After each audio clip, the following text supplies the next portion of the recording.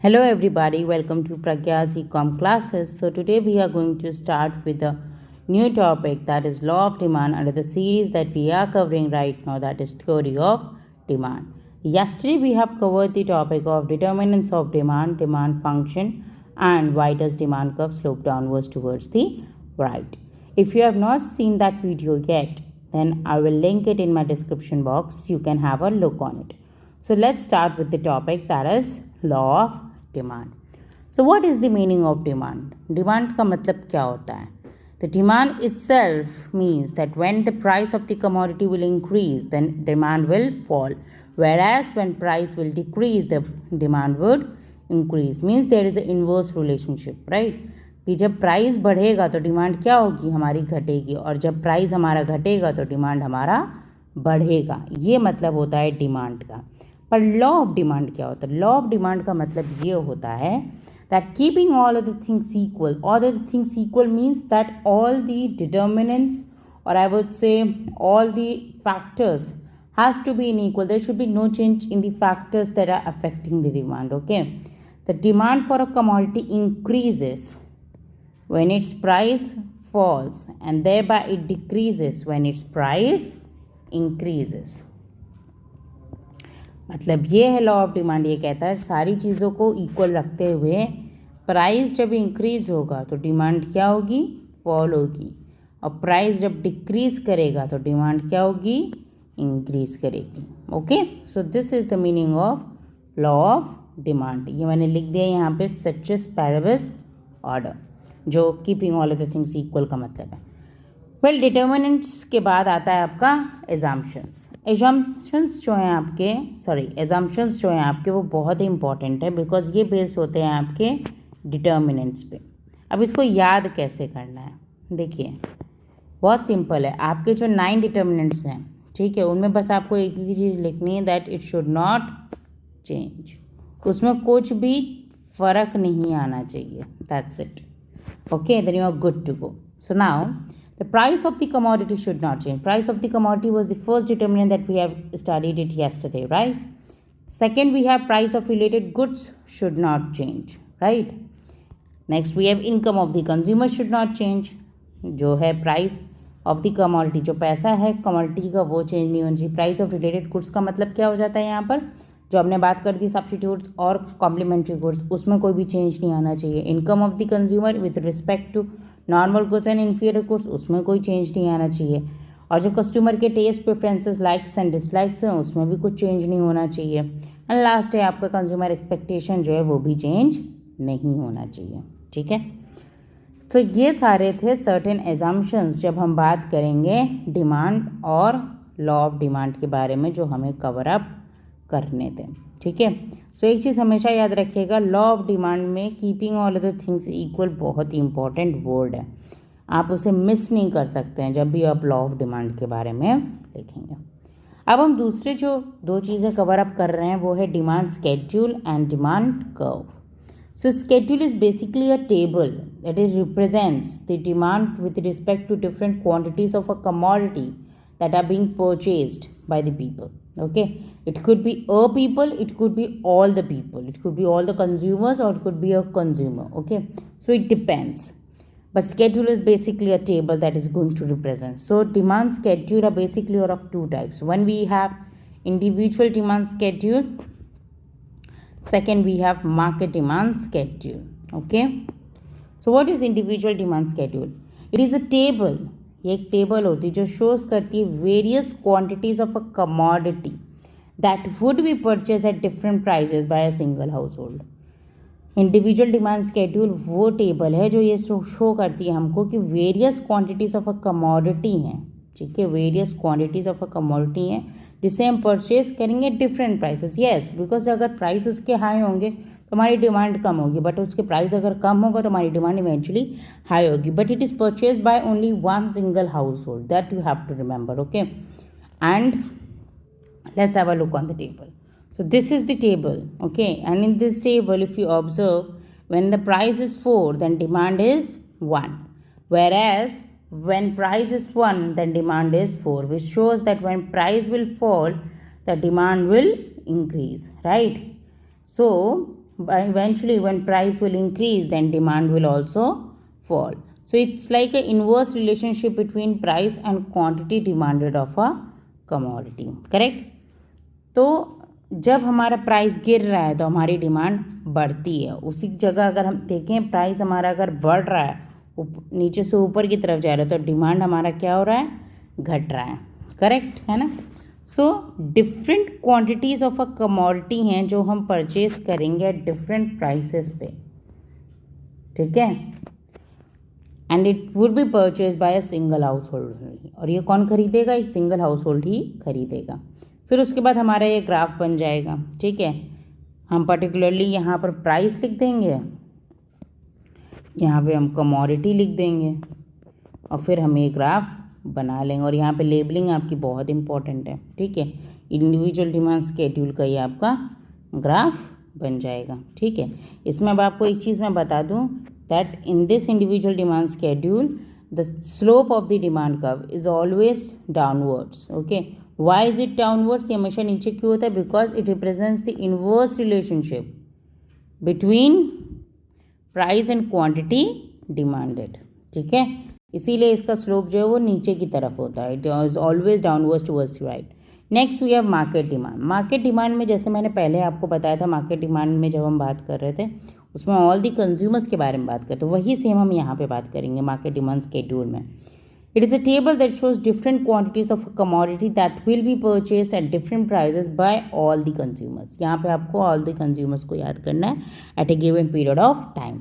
मतलब different quantities होंगी, different types of commodities होंगी और डिफरेंट उसके प्राइजेस होंगे जो उसको सारे कंज्यूमर्स मिलके खरीदेंगे.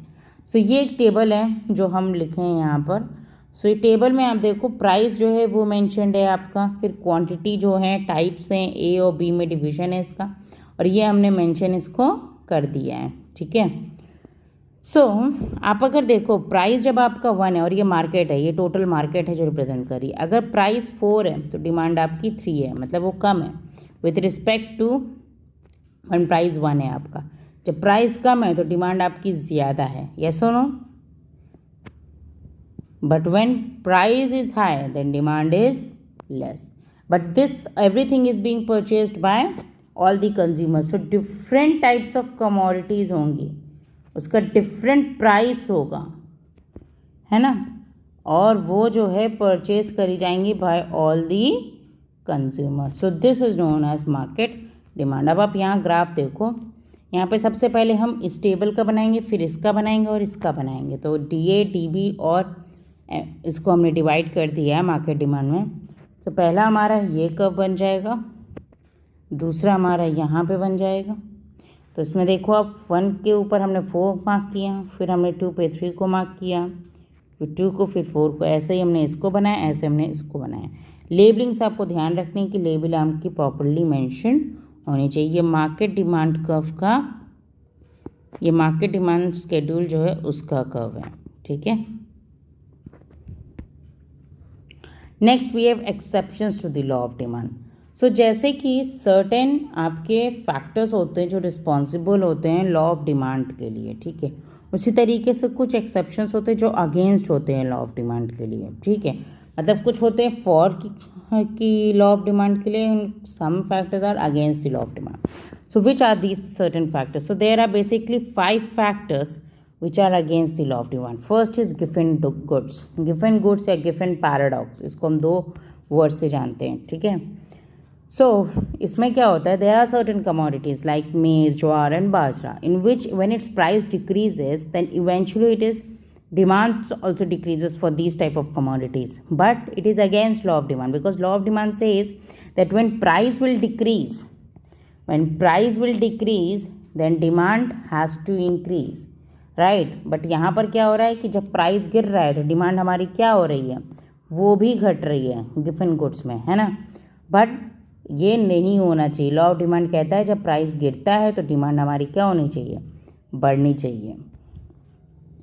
अब हमारा है article of snob appeal. Article of snob appeal जो है वो हमें दिया था प्रोफेसर वेबलन ने. That's the reason it is known as Veblen effect. And the meaning of this particularly article of snob appeal is this that there are certain people in the market who are more into luxurious things, who are more into comfy materials, right? They try to show off the people that yes, they are in belonging to the richer society. Okay, so but Dr. Veblen said that it's completely wrong. When something is at high price, being a rational consumer and following the law of demand, when something is at high price, we as a consumer should not consume. But there are certain consumers who are consuming it when the price is at high, its peak. For example diamonds लोग खरीदते हैं, वो महंगा है लेकिन फिर भी लोग खरीदते हैं, है ना. तो ये क्या है आपका आर्टिकल ऑफ स्नोमोबाइल, और ये आपका against law of demand. Because जब कोई चीज़ महंगी है तो उसकी डिमांड क्या होनी चाहिए, गिरनी चाहिए, बढ़नी नहीं चाहिए, है ना. तो इसीलिए ये अगेंस्ट लॉ ऑफ डिमांड. अब expectations. So there are certain consumers who expect something according to themselves. Okay, so accordingly they react to it. So what happens during the expectation process, the things that they decide, that eventually there would be increase or decrease in price, and then eventually there is a change in demand. So there is nothing to do with the changes, but here what happens, it affects the demand as well, and demand eventually goes down when the price is at less. It's when the price is at cheap, then also the demand is less, where people are going against it. So that is the reason expectation is all about. Next we have is emergency. Emergency जो होती है उसका मतलब ये है कि there are times when there is a war, या earthquake होता है, या सुनामी आती है ना. तो उस टाइम पे आप देखो चीज़ें बहुत महंगी. जैसे आप देखो एग्जाम्पल ले लो, उत्तराखंड में जब बादल फटे थे, वहाँ पे लोगों को कितनी प्रॉब्लम्स थी, कितनी परेशानी थी, है ना. तो ऐसे ही वॉर्स होते हैं, ऐसे ही जब कभी अर्थक्वेक सुनामी हो जाता है तो छोटी छोटी चीज़ें भी बहुत महंगी हो जाती है वहाँ पे लोगों के लिए, है ना. लेकिन फिर भी लोग क्या करें, उन्हें फिर भी उसे कंज्यूम करना पड़ता है, राइट. सो ऐसे में जैसे अभी कोविड के टाइम पे जो ऑक्सीजन सिलेंडर्स थे वो कितने कॉस्टली थे, यस. जो मेडिसिन थी वो कितनी कॉस्टली हो गई थी. सो आप ये देखो कि जब कोई चीज़ें इतनी ज़्यादा कॉस्टली हो जाती हैं तो उसका इम्पैक्ट ये पड़ता है कि आपके पास कोई चॉइस नहीं होती, लेकिन फिर भी आपको कंज्यूम करनी पड़ती है. सो ये अगेंस्ट लॉ ऑफ डिमांड होता है, ठीक है. बिकॉज लॉ ऑफ डिमांड कहता है कोई चीज़ महंगी होगी तो आप उसे नहीं करेंगे, something is at high price, you are not going to consume it. So ये अगेंस्ट लॉ ऑफ डिमांड है. Next we have price quality. देखिए, being a consumer, you have this thing in your mind that if something is branded, then obviously it will be a good quality product. If something is unbranded or something which is not of brand value, it would be a cheap product or it won't have any quality, right? But this belief is against law of demand, because law of demand believes that when something is at cheap price or something is available at less price, you should consume it, because you as a consumer should be willing something which has less value to it. But we are like quality minded people, so we purchase things which are at higher prices. So this is something which is against law of demand, okay. Because law of demand says that when price is at peak, or when price is